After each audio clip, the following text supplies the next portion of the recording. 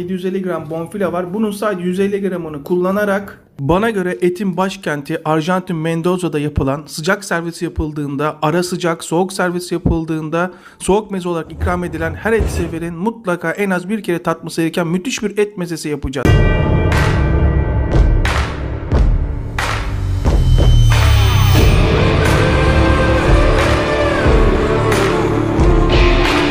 Bize sadece löpet gerekli. Bunları tabi başka yemeklerde kullanabiliriz. Şu üstündeki zar gibi olan yerleri falan mutlaka alın. Eğer kasap almamışsa, ki genelde almıyor, etin lokum et olması gerekiyor. Bonfileden başka bir et kullanamazsınız.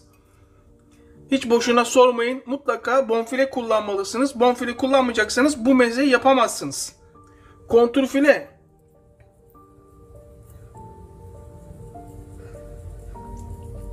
bile olmaz.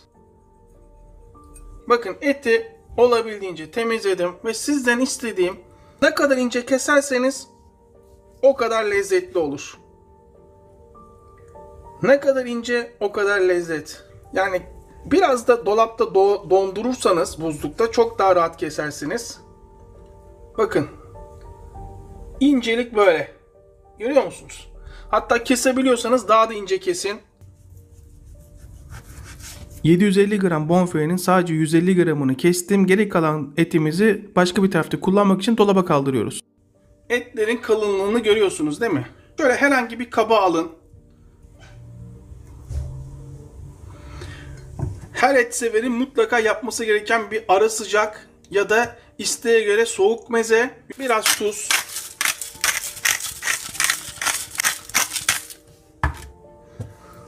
biraz karabiber, şöyle kırarak yarım çay kaşığı kadar kekik ve zeytinyağı.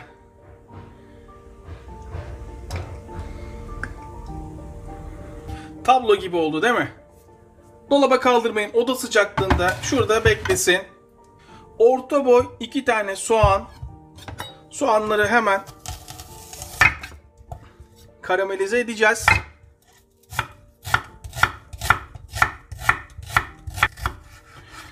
Ne kadar ince o kadar lezzetli.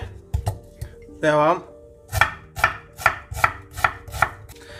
İster teflon ister çelik, ama teflon daha kolay yapmanızı sağlar. Karamelize soğan yapacağız ama alışık olduğunuzdan daha değişik püre şeklinde. Biraz tuz. 1 tatlı kaşığı şeker. Şöyle iyice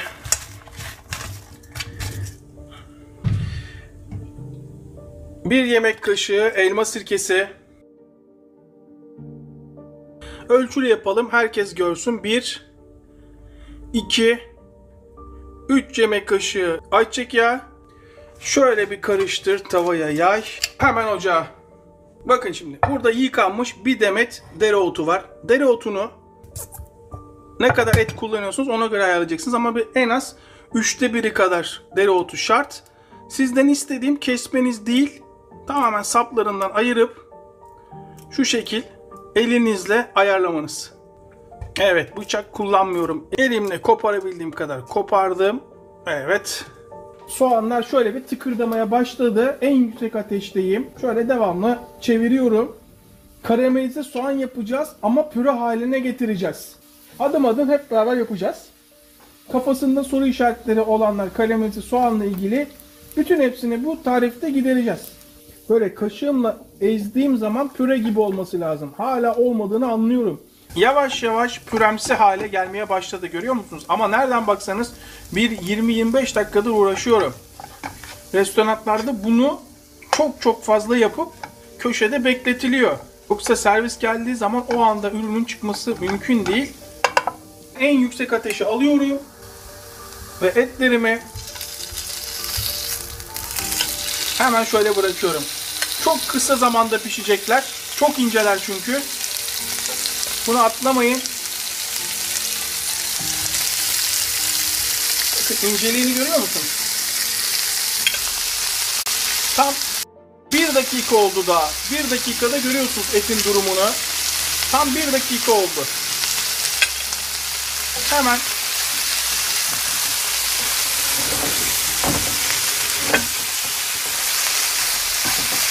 en yüksek ateşteyim, unutmayın. Çok fazla tutarsanız kuru olur. Bu kadar uğraşmanıza değmez. Etin rengi dönecek. Ondan sonra tamam. Toplam 3 dakika sonra ocağımın altını kapatıyorum. Altını kapattıktan sonra dereotları, dikkat edin, altı kapalı. Görüntüye bakar mısın? Nasıl? Müthiş bir şey.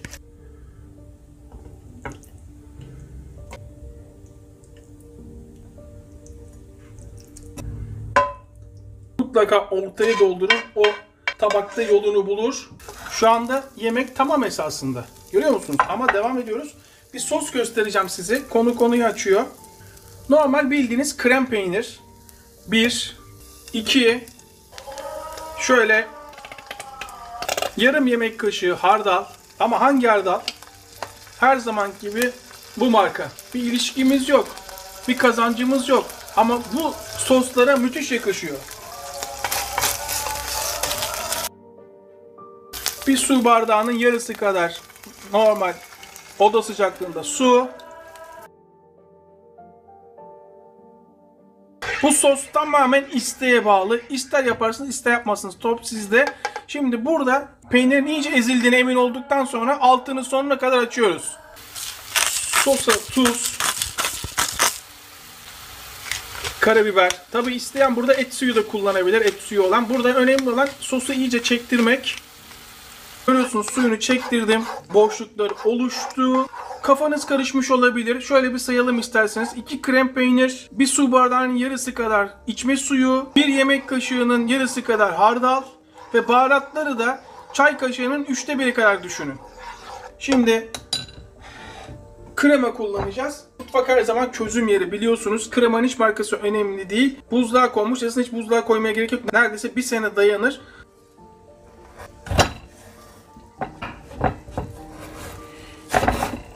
Şöyle yarısını kullanacağız. Diğer yarısı streçleyip hemen yine buzluğa artık sosa erimesi için böyle yavaş yavaş yediriyorum. Normal krema olsaydı yarısını yine kullanıp karıştıracaktınız sadece. Sosu biraz çektirmek istiyorum kıvamı için. Bu arada biz tabağı süslemeye devam edelim.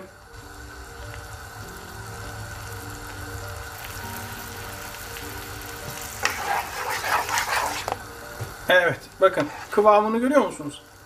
Akışkan ama tok. Şöyle bir tadına bakalım. Bir sürprizle karşılaşmayalım. Kafalarda bir soru işareti olmasın. Ara sıcak olarak bu hazır. Böyle servis yapacaksınız. Ama sos, görüyorsunuz değil mi kıvamını? Bonus, benden size hediye olsun.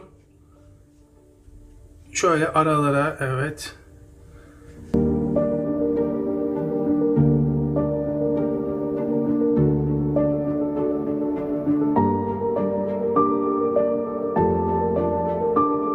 Şunu da şöyle yapalım. Siz de benim gibi soslara düşkünseniz o zaman mutlaka deneyin, mutlaka yapın. Ekmek batıra batıra yersiniz. Yani restoranda servis yapılırken kafa karışıklığı olmasın. Sadece böyle et olarak servis yapılıyor. Eğer sıcak olarak servis yapılırsa ara sıcak olarak getiriliyor. Soğuk olarak yapılırsa soğuk meze olarak getiriliyor. Biz zaten düzeneyi kurana kadar soğudu. Soğuk meze olarak yiyeceğiz. Et sever herkese mutlaka bir kere tatması lazım. Etin inceliğini görüyor musunuz? Fena da kesmemişiz. Görüyorsunuz inceliğini. Açın ağzınızı. Her zamanki gibi ilk lokma sizin. Vallahi aklımdan ilk geçen bugün yalnızım. Bugün iyi ki yalnızım. Bütün hepsini ben yiyeceğim. İlk aklımdan geçen bu. Şöyle sosuyla da bir tadına bakın. Şunu yaptıktan sonra ve tadına baktıktan sonra mutlaka beni anmayı unutmayın. Ve tabii ki her zamanki gibi izleyip abone olmayanları unutmuyoruz. Olmayın bakalım, olmayın. Nereye kadar olmayacaksınız? Bugüne kadar yaptığımız en lezzetli yemeklerden bir tanesi Ve tabii ki en önemlisi mutlaka bonfile yapacaksınız. Ya Koray ben kontrfile yapsam olur mu? Yok efendim noir efendim. Noir zaten falan hiç olmaz, onlar tencere eti. Ama bunda kontrfile bile olmaz. Aklınızda bulunsun. Hepimize eline sağlık. Tekrardan herkese selamlar.